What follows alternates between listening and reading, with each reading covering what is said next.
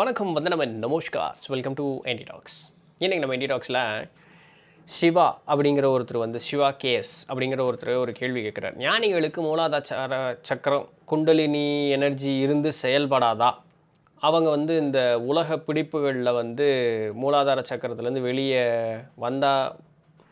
வெளியே சென்றால் தானே வரும். ஓகே, இல்லை அவங்களுக்கு ஹையர் சக்கராஸிலிருந்து செயல்படுவாங்களா? அப்படி இருந்தால் உலக விஷயத்தில் செயல்படும் பொழுது நடிப்பு போல் இருக்காதா?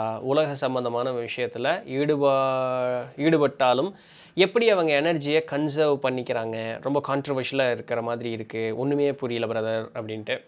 ஸோ அவர் என்ன கேட்க வராரு, இந்த மூலாதாரம் அப்படிங்கிறது இந்த உலக விஷயத்தோட நம்மளுடைய பிணைப்பு படுத்துவதற்குண்டான ஒரு வழி தானே. ஞானியர்களுக்கு தான் குண்டலினி சக்தி அப்படிங்கிறது மேலே கிளம்பி போயிருமில்ல. ஸோ அவங்களுக்கு மூலாதாரம் வேலை செய்யாதா? இல்லை இந்த உலக வாழ்வோடு இருக்கும்பொழுது அவங்க ஏதாவது நடிச்சுக்கிட்டு இருக்கிற மாதிரி இல்லை இருக்கும்ல, இது என்ன இது அப்படிங்கிற மாதிரி கேட்குறாரு. ஓகே பாருங்கள், அவங்களுக்கு ஒரு எனர்ஜி அப்படிங்கிறது ஒரு இடத்துலேருந்து இன்னொரு இடத்துக்கு ட்ராவல் ஆகுது அப்படிங்கிறதுனால இப்போ இப்படி படிநிலைகள் இருக்குன்னா இங்கேருந்து இது இப்படி மேலே போகுதுன்னா இங்கே காலியாகிடாது.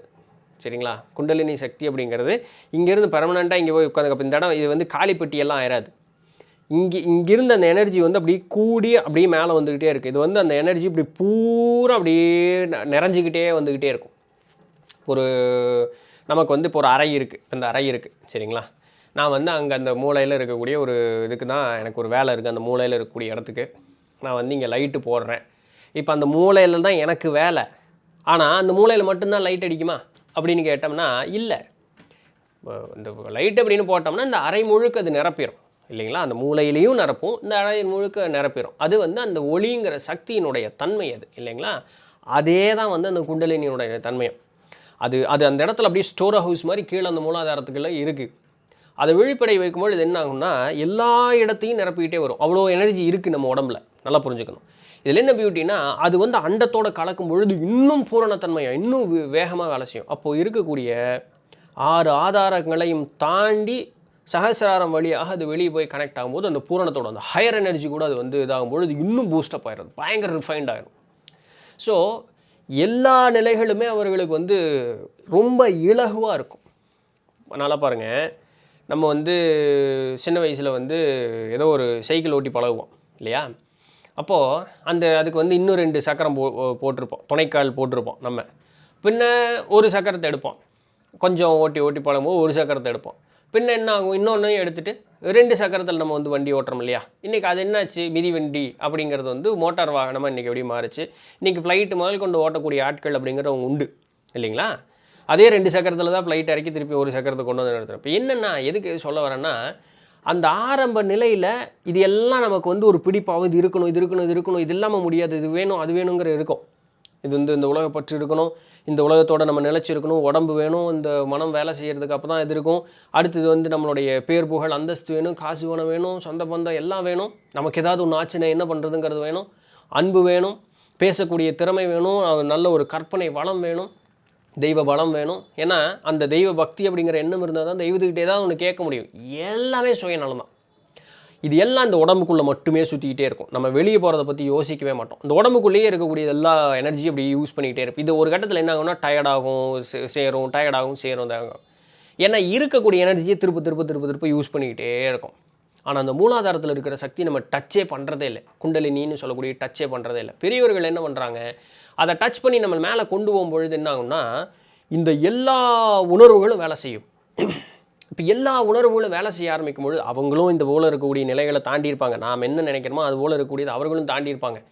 இப்போ இந்த எல்லா நிலைகளும் வேலை செய்யும்போது என்ன ஆகுனா மனசு பரபரன்னு ஆகும் சரிங்களா? மனசு அப்படி கட்டையும் போட்டு கிடந்து அப்போது என்ன அந்த இடத்துல எனர்ஜி கூடுது, அந்த இடத்துல சக்தி இப்போ மூலாதாரத்தில் இருக்குது. இந்த உலகப்பற்று அப்படிங்கிறது நம்மளை பிடிச்சி நிறுத்தும். அடுத்தது ஆன்ம இது என்ன சொல்கிறது, அந்த உடல் உறவு, அந்த உணர்வு இருக்கு இல்லையா, பால் உணர்வு, அந்த உணர்வு நம்மளை போட்டு வாட்டும்.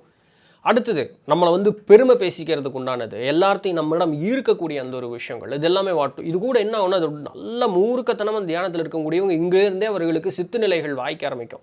இந்த சித்துக்களை வச்சு இந்த கீழ் 3 நிலைகளில் யார் ஒருவர் அந்த உணர்வை கையாள முடியாமல் அந்த உணர்வுக்கு ஆட்கொள்ளப்படுகிறார்களோ அவர்கள் தான் இந்த சித்து வேலை செஞ்சு மக்கள் எல்லாம் தன் பக்கம் ஈர்த்து காசு பணம் பிடுங்கி இந்த வேண்டாத வேலை செய்கிற அந்த மாதிரி இருக்கக்கூடிய ஆட்கள்லாம் இந்த வகையில் தான் நின்றுக்கிட்டு இருப்பாங்க. இப்போ அதனால தான் சித்த பெருமக்கள் என்ன சொல்கிறாங்க, உன்னுடைய உணர்வுக்கு நீ கட்டுப்பற்றாத, வைராக்கியம் கொள் அப்படிங்கிறது. இப்போ நாம் எப்படி சராசரியாக எந்த குண்டலினி விழிப்பு இல்லாமையே நாம் வந்து இந்த உலக வாழ்வோட பிடிப்பு இருக்கிறோமோ, அந்த இடத்துல எனர்ஜி இன்னும் பவர்ஃபுல்லாக கூடுச்சுன்னா எப்படி இருக்கும்? நம்மளுடைய உணர்வுகள் எட்டு விருன்னு இருக்கும் அப்படியே. அதனால தான் முன்னாடி இயம நியம அப்புறம் தான் பிராணாயாமம் இந்த இதெல்லாம் விழிப்படை வைப்பதற்குண்டானது. சரிங்களா? அப்போது இந்த இயம நியமத்திலேயே ஒழுக்க நெறி அப்படிங்கிறது வந்து இது சரி, இது தவறு, இது இப்படி பண்ணிக்கோ, அப்படி பண்ணிக்கோ, இது இந்த மாதிரி இந்த ஒரு கட்டுக்கோப்புக்குள்ளே நமக்கு கொண்டு வருவாங்க. இதெல்லாம் பண்ணக்கூடாது அப்படின்ட்டு. அப்போ அந்த ஒரு கட்டுப்பாடோடு அதனால தான் நம்மளுடைய கலாச்சாரம் ஒரு வரையறைக்கு உட்பட்டு நிறுத்தப்பட்டது. இது போல் இருந்தேன்னா என்ன நடக்கும்? முக்தி பேர் அடைவதற்குண்டான வழி ஈஸி அப்படிங்கிறனால ஒரு வரையறைப்படுத்தி நம்மளுடைய வாழ்க்கையை கொண்டு போனாங்க. அப்போ என்ன ஆகுன்னா, அந்த பயிற்சி அப்படிங்கிறது மேற்கொள்ளும் பொழுது அந்த சக்தி அப்படியே மேலே கூட கூட கூட கூட உணர்வுகள் கூடும். ஆனால் அதன் மீது கவனம் செல்லாது. இளம் வயதில் திருமணம் செய்து வைத்தாங்க. இன்றைக்கி வந்து அதெல்லாம் தப்பு. இன்றைக்கி இருக்கக்கூடிய காலத்துக்கு தப்பாக தான் இருக்குது. ஏன்னா அந்தளவுக்கு இன்றைக்கி பக்குவம் இல்லை, அந்தளவுக்கு உடலில் வலு இல்லை, மனதில் வலு இல்லை, எதுவுமே இல்லை. என்ன நடக்குதுன்னே தெரியல. ஏதோ கேளிக்கைகளுக்காக வாழ்க்கையை வாழ்ந்துக்கிட்டு இருக்கோங்கிற மாதிரி ஆகிப்போச்சு. ஆனால் முந்தைய காலங்கள் அப்படியெல்லாம் இல்லை. அந்த ஒரு கட்டுக்கோப்பு இருந்தது. அது பின்னப்புறம் கொஞ்சம் காலம் அப்படியே ஒரு ஏன் பண்ணுறோம் எதுக்கு பண்ணுறோன்னே தெரியாமல் ஒரு மாதிரி கட்டாயத்துக்குள் உட்பட்டு நிறைய தப்பாக போச்சு. அப்புறம் அதனால தான் அந்த ரிஃபார்ம் பண்ணி இன்றைக்கி அந்த மாதிரி எல்லாம் பண்ணக்கூடாதுன்னு சொன்னாங்கன்னு பாருங்களேன். நான் சொல்கிறது வந்து இதனுடைய சோர்ஸாக இருக்கும் பொழுது. அப்போது அந்த இளம் வயதிலே அவர்களுக்கு அறிவும் நுட்பமும் பக்குவமும் எல்லாமே இருந்தது. அந்த ஒரு 16 வயதுங்கும் பொழுதே அந்த ஒரு ஆண்மகனும் சரி பெண்ணும் சரி அந்த உடல் அளவிலும் மனதளவிலும் முதிர்ந்த நிலையில் அவர்கள் இருப்பார்கள். அப்போ இளம் வயதிலே அவர்களுக்கு பார்த்து அந்த உணர்வு கூடும் பொழுதே அவர்கள் கூட அந்த அந்த அந்த அதை வெளிப்படுத்திக்குவதற்கு அதுக்கு வாய்ப்பு இருந்தது. இன்றைக்கி அது இல்லை. அப்போ என்னாச்சுன்னா அவங்களுக்கு அந்த ஒரு 35 வயசு 40 வயசுன்னு வரும்பொழுது இவ்வளோதான் வாழ்க்கையா அப்படிங்கிறது அவங்களுக்கு ஆயிரும். ஸோ அந்த உணர்வு ரீதியாக அப்போ அவங்க இதோட பயணம் பண்ணும் பொழுதே என்னாகும், அவர்கள் இது போல் இருக்கக்கூடிய தொடர்ந்து பயிற்சிகள்லையும் அவர்கள் ஈடுபட்டு இருப்பார்கள். ஸோ அப்போ அவங்களுக்கு ஈஸியாக இந்த உலக வாழ்வை விட்டு வெளியே கடந்து போகிறதுக்கு ரொம்ப இலகுவாக இருந்தது. ஸோ அப்போ என்ன ஆகும், அந்த உணர்வு கூடிகிட்டே வரும்பொழுது அந்த உணர்வை வந்து வெளிப்படுத்துவதற்கு வாய்ப்பு நிறையா இருந்தது. அந்தந்த பருவத்திற்கு ஏற்ற இடத்துலையே வந்து அந்த உணர்வுகளை வெளிப்படுத்துவதற்கு வாய்ப்பு நிறைய இருந்தது. இன்றைக்கி 100% நம்மக்கிட்ட அது இல்லை. எல்லாமே அந்த வாழ்வியலே மாறிப்போச்சு கம்ப்ளீட்டாக. சரி, பழங்கதை பேசி பயனில்லை. அப்போ இன்றைக்கி இருக்கிறத மட்டும் நம்ம பேசுவோம். இன்றைக்கி நம்ம போய் சின்ன வயசில் கல்யாணம் பண்ண முடியுமா? இதுக்கு மேலே ரிவர்ஸாக பண்ணி போக முடியும் வயசு? இல்லை, இருக்கிறதா இருக்குது. சரி இந்த விஷயம் நல்ல விஷயம் தெரிஞ்சு அப்படிங்கிறதுக்காக 2 சின்னஞ்சிறுச்சியில் பிடிச்சி கல்யாணம் பண்ணி வச்சிடலாமா? அதுவும் முடியாது. தூக்கி நம்மளை உள்ளே வச்சுருவாங்க. ஸோ கால சூழல் மாறிப்போச்சு. நம்ம அதற்கு ஏற்றார் போல் நடந்துக்குவோம். அப்போ என்ன பண்ணலாம்? இன்றைக்கி நம்ம இருக்கக்கூடிய நிலையிலிருந்து பார்க்கும்பொழுது இந்த மாதிரி பயிற்சிகள் செய்யும்பொழுது அந்த உணர்வுகள் மேலிடுதா? ஆமாம். அப்போ இதுலேருந்து தப்பிக்கிறதுக்கு என்ன வழி? ஆத்ம விசாரணை ஒன்று தான் வழி. இன்னொன்று தெய்வ வழிபாடு, குரு வழிபாடு. இதன் மூலமாக நம்மளுடைய மனசை ஒருநிலைப்படுத்தி பக்குவப்படுத்திக்கலாம். அப்பப்போ கொஞ்சம் மனசு ஒரு அலைவாயத்தான் செய்யும். நமக்கு வாழ்க்கை துணை அப்படின்னு ஒருத்தவங்க கூட இருக்காங்கன்னா அந்த உணர்வுகளை அவர்கள்ட்ட வந்து இது வந்து என்ன உணர்வுனா உடல் இன்பம் மட்டும் உணர்வு இல்லைங்க. முதல்ல மனசு விட்டு பேசணும். ஏன்னா ஒரு உடல் இன்பம்ங்கிறது போல் அது ஒரு உணர்வு போல் கோபம், தாபம், மகிழ்ச்சி, அன்பு இல்லையா, பாவம், பரிவு அதுபோல் இருக்கக்கூடிய இது எல்லாமே உணர்வு தான். இதை பகிர்வதற்கு ஒரு ஆள் வேணும். அப்போ எல்லாத்தையுமே நம்மளுடைய வாழ்க்கை துணையோட பகிரணும். அப்போது அதற்கு ஒரு ஆள் இருக்கும் பொழுது இங்கே இருக்கக்கூடிய அந்த பிளாக்கேஜஸ் என்ன ஆகுன்னா அங்கே பிளாக்கேஜே ஆகாது. அப்போ அந்த சக்தி இப்படி மேலே வர்றது அது பாட்டுக்கு சீராக அப்படியே மேலே போயிட்டே இருக்கும். இதுவே இன்றைக்கி நிறைய பேர் வாழ்க்கை துணை கூட இருந்தாலுமே வாழ்க்கை துணையே ஒரு பிரச்சனையாக இருக்கிற மாதிரி இன்றைக்கி நம்மளுக்கு சுற்றிட்டு இருக்காங்க. அப்போ கீழே இருந்து அந்த சக்தி மேலே எழுவதே இல்லை நிறைய பேருக்கு. அதனால தான் அவன் வந்து ஸ்ட்ரெஸ்லேயே இருக்கான் கம்ப்ளீட்டாக. வேலைக்கு காலையில் கிளம்பணுன்னா அது ஒரு மன அழுத்தம். வேலையை விட்டு சாயங்கால நேரம் வீட்டுக்கு வரணும்னா அது ஒரு மன அழுத்தம். அப்போ ஆயுசு பூரா அவன் மன அழுத்தத்துலேயே இருந்து நோயாளியாக மாறிடுறான். உடல் அளவிலோ மனதளவிலோ நோயாளியாக மாறிடுறான்.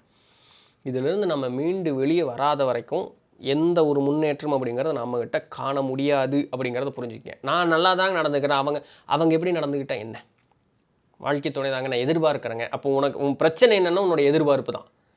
பிரச்சனை உன்னோட எதிர்பார்ப்பு தான். அது நடக்கும் நடக்காது. இதை நீ ஒப்புக்கொண்ட அப்படின்னு சொன்னால் நடந்தால் மகிழ்ச்சியாரு, நடக்கலைன்னா வருத்தம் மட்டும் படாது.